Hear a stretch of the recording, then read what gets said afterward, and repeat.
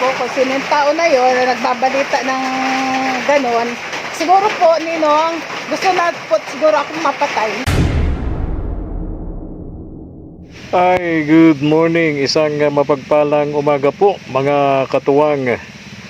Ngayong umaga, kukumpirmahin natin, may nag-text po sa akin, si Naimir na daw po nung bagyong Pipito, habang papunta raw po sa evacuation center, naglalakad, no? May natumbang puno, tinamaan daw po si Naimir na nung natumbang puno at ito daw po ay dinala sa ospital.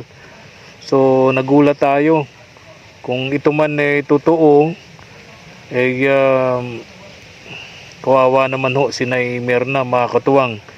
And ngayong umaga, isa po sa aalamin natin yan kung totoo po yung balita na yon, yung mensahe na ipinarating sa atin, mga katuwang, tungkol po kay Nanay Mirna. Tingnan natin ang kanyang kalagayan kasi dito sa lugar na to, karamihan sa mga nakatira ay nag-evacuate, no? Pumunta sa evacuation center ng kanilang barangay upang maiwasan yung posibleng dalang malakas na hangin at ulan nung nakatalikod na bagyong si Pipito. Kaya samahan niyo po ako ngayon. Tara! Atin dito, mga katuwang, si Naimir na. Parang uulan, no? Makulimlim na naman po yung kalangitan, mga katuwang. May magiging kapitbahay na si Naimir na. Oh, andito si Naimir na, nagluluto sa labas. Oh.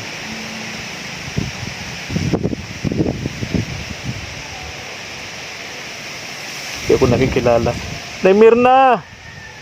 Kumusta kayo? O bakit nasa labas ka nagluluto? Wala man po akong gasol. Oh. Wala po akong gasol, matagal na po. Ha? Matagal na po ako walang gasol. Matagal na kayong walang gasol. O di ba? Mayaman ka ngayon, nagkubra ka na ng inyong pensyon. Ay, hindi po ako nang pakarga ng ano. Ha? Hindi po ako nang pakarga. Hindi kayo nagpakarga ng gasol. Bakit? Bakit? Ano man lang po, 6,000. Ay ano, 3,000 lang naman po. Ay namayad ako ng mga utang-utang. So wala na. May natira naman po. Tama lang pang garagastos. So hindi pala mayaman ngayon si Naimir na. Hindi nakapakarga ng gasol. Pero Naimir na, ay uulan na, oh. Ayan, lakas na naman ng ulan nito, oh. Naimir na, kaya ako pumunta rito sa inyo, sa iyo kasi, ha? Baka po may bagyo na naman. Meron po, may paparating na naman tayong sama ng panahon. Si Kerubin, sabi ng Pag-asa. Pagkatalikod ni Pipito, 2 days after, ito na naman si Kerubin. Po, pag matatapos po kasi ang taon, talaga pong ito ang ano natin, kasapitin natin, mga bagyo-bagyo. Tuloy na po. Sige, salamat. O paano to? Pasok natin to. At mababasa ng ulan. Niluluto mo. Hindi na muna, hindi po. Mamaya na po. Ay, mababasa ng ulan yan. Lalagyan ko lang po ng payong at nakakaano na po. Yan na yung ulan. Pasok na po, Nino. Sige lang. Okay. Thank you. Ha? Nahihirapan na po. Nahirapan na kayo? Saan? Saan ay meron na? Sa buhay? Sa buhay po. Nahihirapan na po. Nung nakaraang ano nga po, nag-ano ako. Doon po ako, umalis po ako dito. Nag-evacuate daw kayo. Dahil nga po, sabi nga po ay malakas na daw yung bagyong Pipito. Kaya ang ginawa ko po, upo na po, Nino. Sige lang, Nanay Mirna. At papayungan ko itong aking mga sinasain at magbabasa po ito. Hindi ako makakaano dito. Di ba pwedeng dalhin sa loob yan? Ganito ang buhay ko. Ganito na po ang buhay ko. So ganyan na lang. Papayungan nyo yung niluluto nyo na eh.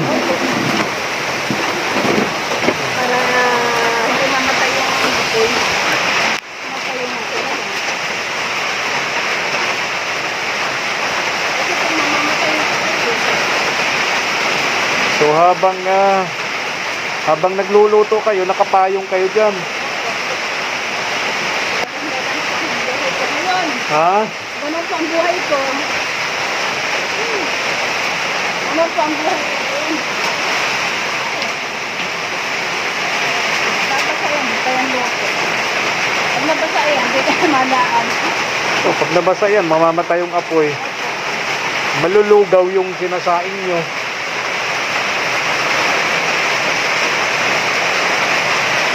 Meron dito dito. Lakas ng ulan, no? May hangin-hangin pa. Mainit na. Kaya nga, mainit. Mainit na po. Hindi natin mahahawakan yan. Ay, papasok natin yung kaldero, pero yung kalan, mainit. Pero parang kumukulo naman, nanay.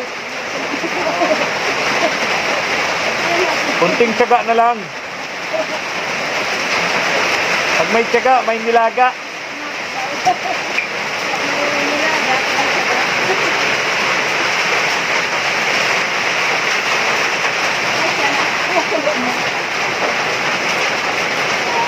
Pasensya na nilang, nadatnan mo ako nakatulog sa ako.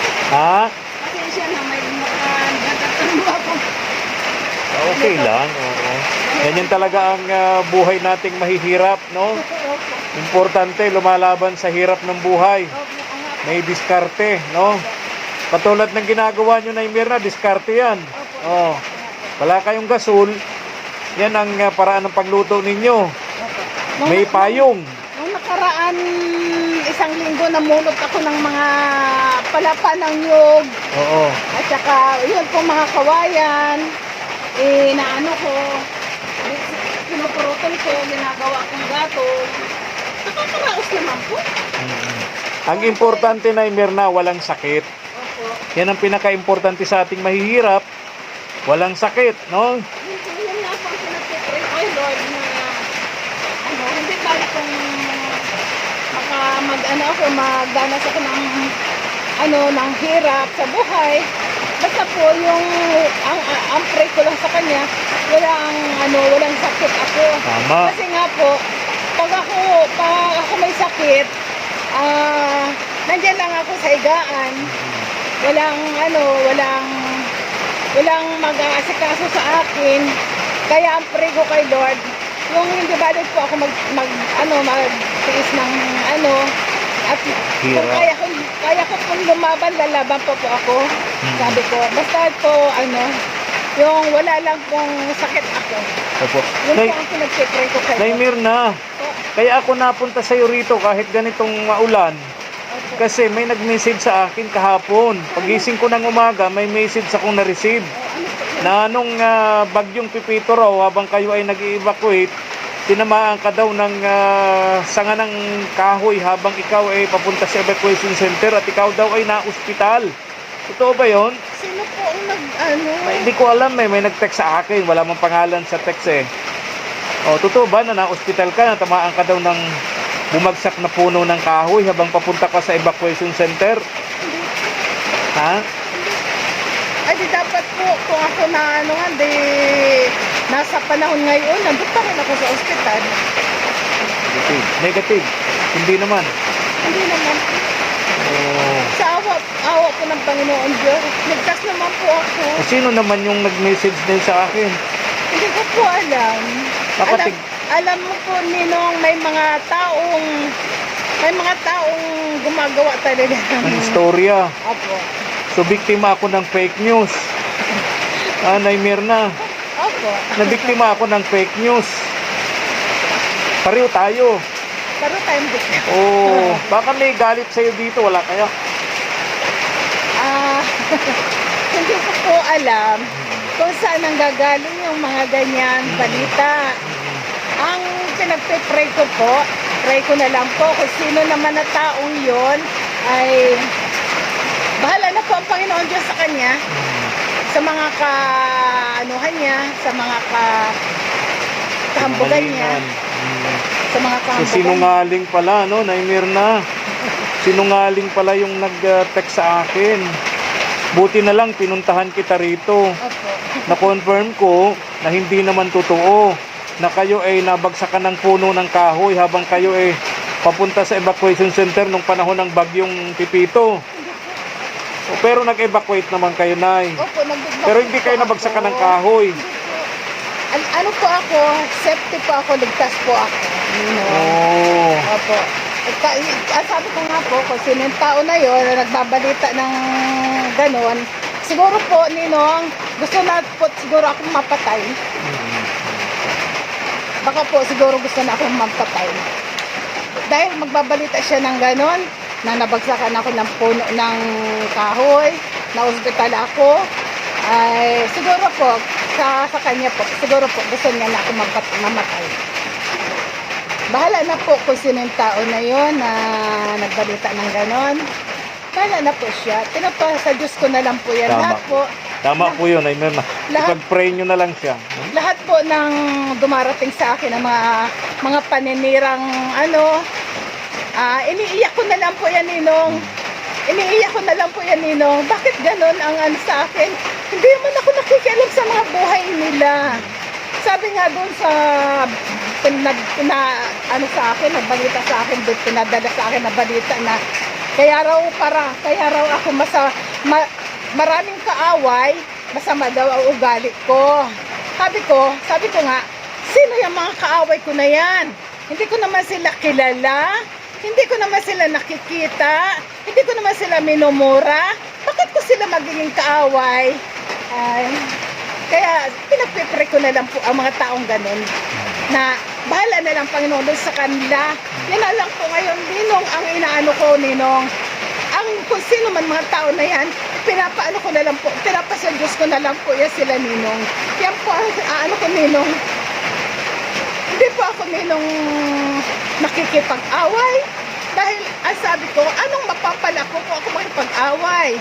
Wala naman ako makukuha sa kanilang Kaya, ang lahat po, iniiyak ko na lang sa Panginoon Diyos. At kung sino man ang kako ang mga taong yan, ubaya ko na lang sa Panginoon Diyos, Ninong. Tama yun. Pag-pray mo na lang, Nay Mirna. Opo, yan ang Patawarin mo sila, ipag-pray mo na lang. Sana magbago yung kanilang mga ganong klaseng kaisipan. O, di ba? Tingnan mo. masama po ako nila. Hindi ako masamang tao. Dahil kung ako masamang tao, meron akong sa barangay. Ang tawag dito? Kaso. May kaso. Wala pa mga siguro po, Ninong, mga inggit-inggit lang sa akin yan. Baka po Hindi mo pinautang. Baka hindi mo pinautang nung magkubra ka sa pensyon. Baka po naiinggit lang po yan sa akin. Kaya po gano'n. Kaya ang bahala na ang Lord sa kanila. Hayaan mo na sila, no? Opo. Hayaan mo na. Importante, ligtas ka. Hindi naman totoo na ikaw ay nabagsakan ng kahoy nung bagyong Pipito. Sabi ko, kawawa naman si Nay Mirna. Gustong iligtas yung sarili dahil malakas yung bagyong Pipito, pumunta ng evacuation center tapos nabagsakan ng kahoy. Hindi po. Na ospital daw. Pumunta po ako sa evacuation. Hindi pa po Wala pang malakas na hangin. Wala pong malakas na hangin, walang ulan. Sinabihan nga po ako dito nung nagtatrabaho dyan sa barangay. Ang sabi sa amin, lumikas na kayo. Isama nyo si Nanay Mirna kasi ang bahay naman niya medyo mahina din ang hindi sigurado. Opo. Kaya ang ginawa ko po, gumayak na din ako. Dala na ako ng mga pangangailangan ko. Pagkain, termos, ganong gatas. Tapos, wala pa pong ulan, wala pang hangin, hindi pa malakas ang hangin, hindi pa umalis na po ako dito. Yun. Kaya po, dumating po ako sa barangay. Wala pang ulan, wala pang hangin. Opo, safety po ako, ligtas po ako. Eto po, Ninong, nakikita niya ako. Wala naman po ako. Kompleto. Wala po akong damage. Kaya, kung sino naman po yun, bahala na po si Lord sa kanya. Nagbalita siya ng ganon, hindi maganda yun. Hindi maganda yung balita niyang yun na ako nabagsakan na. Nagulat nga ako, Nay Mirna, kaya sabi ko, uunahin kong puntahan si Nay Mirna ngayong umagang ito. Kaya ikaw na yung pinuntahan ko kahit ganito ang panahon natin. Pinuntahan kita rito para kumpirmahin yung tungkol sa text na yun sa akin, no? So negative. Malakas na malakas ang Nay Mirna. Wala nga lang pera. Pareho tayo. Makita niyo po, walang damage. Oo, Walang ano. oo, malakas na malakas. Ay, ito nga po at nagluluto ng pagkain.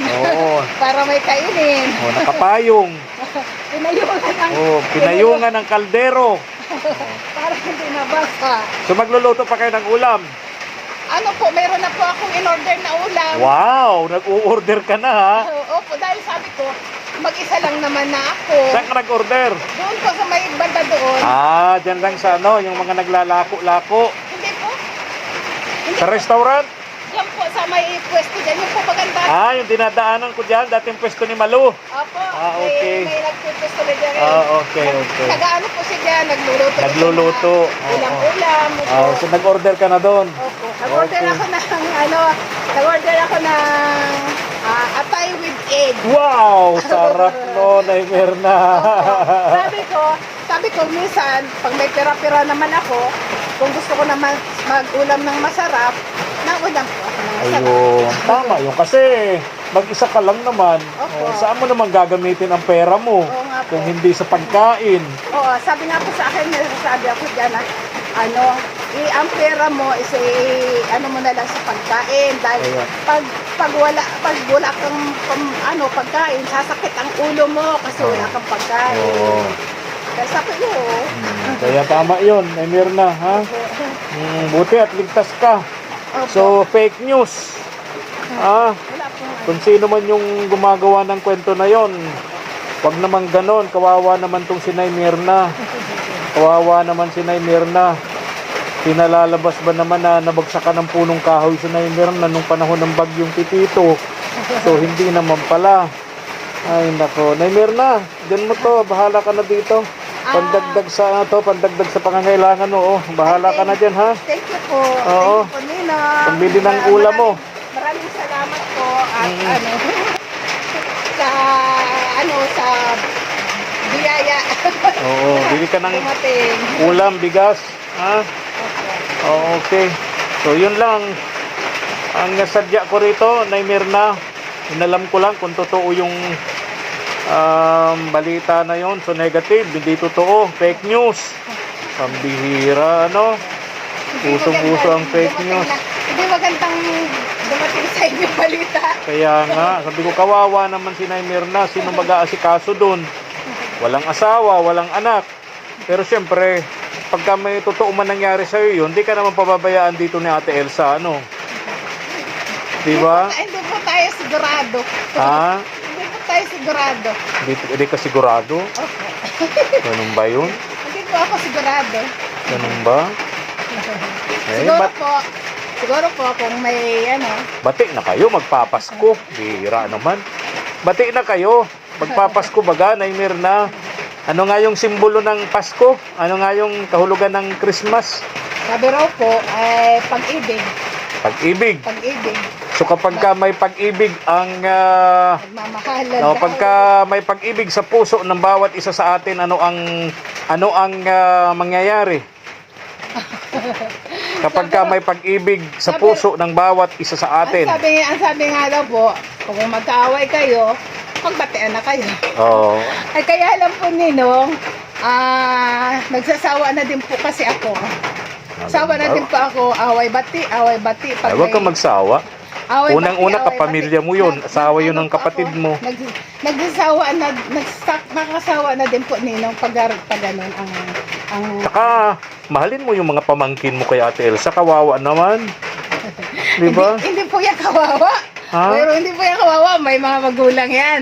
O, ibig sabihin, ipadama mo naman sa mga anak ni Ate Elsa na may tiyahin sila na tulad nyo ho. At pinapaano ko nga po yan. Pinapadama ko man yan sa kanila. Pag may kailangan sila katulad nung pamangkin ko si Abigail. Oo. Duwapit yan sa akin. Kasi nga po may papatay siyang uniform sa eskwela. Ang ginawa po ni Elsa, lumapit sa akin. Nagdaing siya sa akin. Binigyan ko siya ng 300. At mapaano daw po nung uniform nung pamangkin ko. Binigyan ko po. Oy, very good. Binigyan ko po. Yun ang dapat. Pag meron ka din naman, siyempre, tiyahin ka. Laman at dugo mo yun, Naimer na. pag lumapit sa akin itong hipag ko, na ano, atin year na, may ano ka dyan, may bigas ka dyan, paano mo kami bigas, wala kami. Binibigyan ko ng bigas. Tama Oo. yun. Okay yun. Sabi ko nga, O baka wala ng payong. Baka makalimot tayo. Baka mamaya wala nang maulanan na yung kaldero mo. ay, ano na po ito? Okay, in-ina. Ano na lang po yan. Pain-ina ano? Opo, Okay. Luto na po. Okay, o yun. May pang-ulam ka man na. Sa bagay, may pambili ka naman ano? Opo, meron na po. Bili ka. May order man na. Darating dito yung... Kukunin ko na lang po mamaya. Okay. Yung mag-ingat ka paglakad. Madulas ang daan. Madulas, no? Nagamit pa akong tungkod, Ninong. Tama, yun. Ninong, gumagamit na po ako nga ng tungkod kasi nga po, yung iniingatan ko nga po ang sarili ko kasi minsan para ako madadapa. Tama yun. Kaya gumagamit ako ngayon ng tungkod kasi Tama. sabi ko nga po, hindi wala akong palaging makukuha na mag-aalalay sa akin. Tama. Wala akong dyan. Kaya ang ginawa ko po, naggawa na lang po ako ng paraan. May tungkod ka ba? Meron po. Nabili ka? Meron po yan, may ano po. Nakabili ka? Ito po, maganda po ito. Ito po, maganda po ito. Okay. Ay, pang-donya naman pala yan eh. Ito po. Pang-donya naman pala yung tungkod mong yan ay Mirna. Ito po. Ano po yan? Oo, ganyan mga tungkod ng mga donya. Yan po, ang ano po. Bira ko nga po yung gamitin pag napapunta na po ako sa dait. Oo. Pero pag dito lang at dito lang naman, ito tama na ito. Ayan, kawayan. Pag dito lang sa tabi-tabi. Opo. Okay. Alis na ako. Opo, siguro po. Okay, at least na tuwa na ako. Negative yung balita sa akin. Di totoo. Fake news. Okay. Ano Ayun. po yung ano, hindi naman natin malalaman Huwag tayo sino mambintang. yun. Mahirap na kasalanan yun eh. Pag mambintang pa tayo Hindi eh. po, hindi naman natin malalaman kung sinong nagano, kung babae o lalaki. Hindi. Opo. Text yun eh. Numero lang yun eh. Opo. Numero lang ng cellphone yun ng ano. Okay. Opo. Alis na ako. Opo. Ha? Thank you po, thank you. Bahala ka na dyan ha. Opo. In-ina yan ano. Opo, I love you po, I love I you love po. you too, Naimer na. Okay. Love you po, Ninong. Okay, ingat Maraming ka. salamat Okay, po. ingat ka pa. Ingat ka. Nandiyan po kayo, Ninong, na lagi pong naka-ano sa akin, yung pag meron kayo nababalitaan na ganoon, nandiyan po ang ano ninyo, personality ninyo po. Okay. Kaya po maraming po salamat at ano po, andyan po ang ano ninyo po. Sige. Okay, ingat ka ha. Opo. Okay, laging magdasal, no? Opo. At isa puso siyempre, no? Yan. Alis na ako ha. Opo pa, Okay. nasa puso ko po yan. Okay, sige Naimer na. Opo. O ingat ka rito, madulas ha. Opo. Ma Kayo rin po, ingat din po kayo. Madalas Okay, po. o nga. Tara na mga katuwang. Naku, biktima tayo ng fake news dito. Di naman pala totoo.